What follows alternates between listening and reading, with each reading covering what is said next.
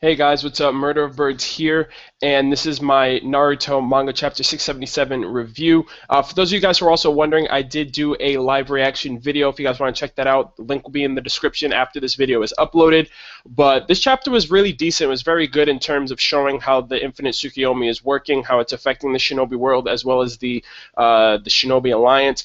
And I can't help but stress how this entire chapter, after seeing how the Infinite Tsukuyomi works, I literally took that scene from Lion King, Mufasa talking to Simba. He's like, Simba, everything the light touches is our kingdom. I was literally thinking everything the light touches will be affected by Infinite Tsukuyomi. That's literally what I thought of the entire time. But I like how we got to that second battlefield, seeing the Spyro Zetsu versing everyone else, the Konoha 11, the Raikage, the Tsunade, the Tsuchikage. Literally, I feel like Kishimoto's forgotten all of those characters because we haven't seen them in the longest time possible. We saw Choji, Shikamaru, Hinata, Akamaru, we saw Kiba, Shino, everybody, and I was just like, oh my gosh, where the hell have these guys been? I understand they've been fodder ever since Naruto and Sasuke got their power-ups, but still, I was wicked hyped to see them. If you guys go check out my live reaction, you guys will see that firsthand. But it seems like this Infinite Tsukuyomi affects everybody. Like, it's affecting people on the battlefield. It's affecting fodder, civilians, like those random people that were sleeping. It's affecting like household cats, like those random cats had like those Rinnegan the Rinnegan eyes. So I thought that was pretty cool too. I was actually expecting like a different approach to how the Infinite Tsukuyomi was going to work. I didn't think it was going to be like this ray of light that would just affect everyone. I don't know. I just felt like it was going to be a different type of approach because I feel like it has been hyped up this entire time. And then when we finally see it, I was like, oh, that's cool. They're getting cocooned and everything, and the light's affecting them. But I thought it was just going to be something different. I thought the second they see it, it's going to be like, boom, they're dead or they're affected or whatever. So that was my take on like the whole activation of Infinite Tsukuyomi. Madara is obviously at this point completely eclipsed by Kaguya. We saw that silhouette of her, the moon, representing the eye, the Jubi eye that she had on her head. And obviously Madara is saying, finally, we will become one. So I feel like at this point Kaguya is in some way, shape, or form taking over, manipulating Madara at this point, because it's obvious that he is like the second Kaguya at this point. Sasuke coming in clutch with his bomb-ass Susanoo with the freaking beast wings, the dual swords. It turns out the extra effect of his Susanoo is the fact that the shield is able, the cloak of the Susanoo is able to protect the rays of light from the Tsukuyomi, which is pretty convenient that Hagoromo added that little effect to the Rinnegan, because it is that and that alone that is protecting Team 7 and Kakashi from being mindless zombies. Like, everyone's affected, even Orochimaru, which I was really surprised. I was like, out of everyone there, I thought Orochimaru would have had like a backup plan, or he would have known what to expect, but boom, he had the Rinnegan in his eye, and I was like, oh my gosh, everyone's getting affected, everyone's turning into zombies.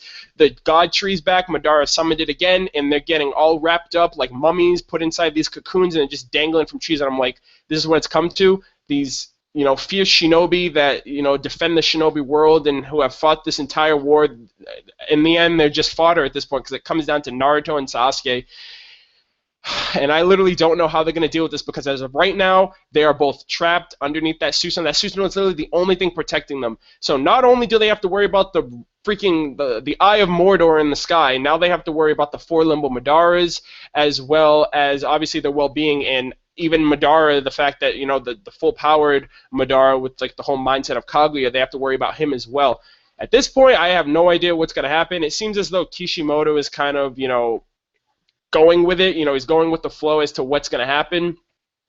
And we do find out that Yamato is, in fact, being controlled by that Spyro Zetsu. I just want to say, first and foremost, I apologize to everyone who was probably pissed off at me, because I was out of my...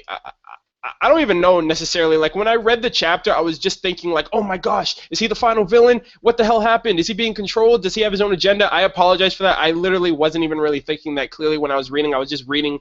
You were literally, when you get my live reaction, you get my direct like mindset of what the chapter is. I don't even try to do any type of analytical stuff, and then I go back and read it, and then I bring you these reviews. So I apologize to anyone who watched, who got to that part and was like, dude, what the hell? It's clear, obvious, right before he got out of the Spyro Zetsu, he already had the Rinnegan eye, so it was already clear and evident that he was already under the mind control of the Genjutsu. Spiral Zetsu was just controlling him, using his Mokutone and stuff like that to hold down the second half of the battlefield. So at that point, I literally don't know what's gonna. I mean, this dude has been fodder since over, like, I believe a year and a half at least, and then he comes out, and then it's like, okay, you know, he's fodder now because he's in this Genjutsu. So it's like, was Yamato even relevant? Like, did he even need to be in this war? I don't know. Two gripes that I have with this chapter. Two gripes. Gripe number one: why is Killer Beast still alive? I understand Kishimoto has a lot of, you know, plot holes in this manga, whatever. I really don't really care for that. I take the anime for what it is. I take it, you know, I really don't care about the whole details and, you know, attention to detail when it comes to things like that. But that was something that that really rubbed me the wrong way, because it was like, he hasn't gotten any screen time. He's been, you know, MIA since the Hachibi got extracted from him. So this entire time I'm thinking, okay, he's dead, right? They didn't show the body, but at the same time it's like, that's law, right? When a Jinchuriki, when a tailed beast gets extracted, the host dies, and then he's just chilling there next to the tentacle. I'm like, what the hell? And then on top of that, I'm like, are you even controlled? Because I can't even tell because he's wearing his shades. Imagine like his shades like negate the effect of the Infinite Tsukuyomi. I thought that would just be pretty cool, but it's like, I don't know if he's affected by it or if he's not. Usually a Jinchuriki, the Hachi, you know, the tailed beast is able to take whatever Genjutsu, so that's why the hosts are usually not affected by Genjutsu, but Madara has the Hachibi inside of him, so I don't know. That was one thing that set me off. And then the second thing, Tenten. Now I understand Tenten is really fodder. Everyone, you know, wants to take shots at Tenten, but it wasn't Tenten specifically. It was the scroll that she was carrying with the Sage of Six Paths tools inside, the gourd and that other thing that was used by Ginkaku and Kinkaku. I will be so livid if Madara ends up losing this battle by getting sealed inside that gourd, because he in turn has sealed his fate from the beginning when he spit it out of his mouth when he became the host of the Jubi. And I was like, please, for the love of God, please do not make it so Tenten becomes the hero of the shinobi world and seals Madara in that. I always had this mindset of, what if, you know, they always talked about the God Tree, all right? They talked about the God Tree about every, like, 1,000 years or whatever, the Jubi fruit is ripened, and the Jubi fruit is what gave Kaguya the immense, you know, chakra abilities that she had, and what made her essentially a demon in the eyes of mortals. I was always thinking, like, okay, if Madara becomes OP Mega Hacks, the fruit is just occasionally going to ripen, and Naruto and Sasuke are going to break it in half, they're both going to eat it, and they're going to go OP Mega Hacks times 2 squared and beat on Madara. That's literally the mindset that I had. I was like, that'd be better than Tenten just having these tools that are just, you know, Madara pretty much sealed his fate the second he spat those out, and I'm like, I really hope Kishimoto doesn't go down this route. It's already, it appears that way, and that's the second gripe that I had. You know, Tenten can't use them herself. She's obviously going to find a Cloud Ninja who can. Darui is the only Cloud Ninja that I can think of that could use it, because he was there during the battle of Kinkaku, so he's able to know, so obviously he would know how to use them.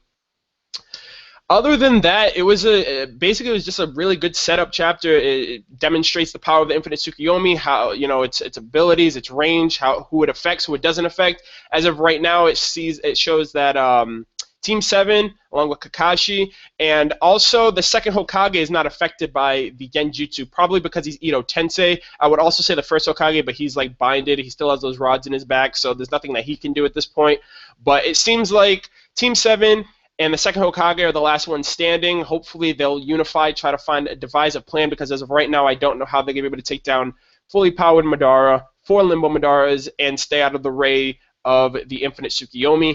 But it was a good chapter. I liked it for what it was. 15 pages, give or take, it was still pretty good. Hopefully we'll get a really good dynamic action chapter coming up pretty soon, because that's where I really, like, I feel like we need that pretty soon. Team 7 versus Madara, you know, with the second Hokage there as backup. Let me know what you guys thought about the chapter. Like I said, I did a live reaction video. I will put that in the link in the description as soon as this video is uploaded for you guys, if you want to check that out as well. Leave me your thoughts. Let me know what you guys thought about the chapter, what you're looking forward to, what you think is going to happen, what did you take from the chapter. Also be sure to like and subscribe if you haven't already. I would greatly appreciate that, and that would help my channel out a lot.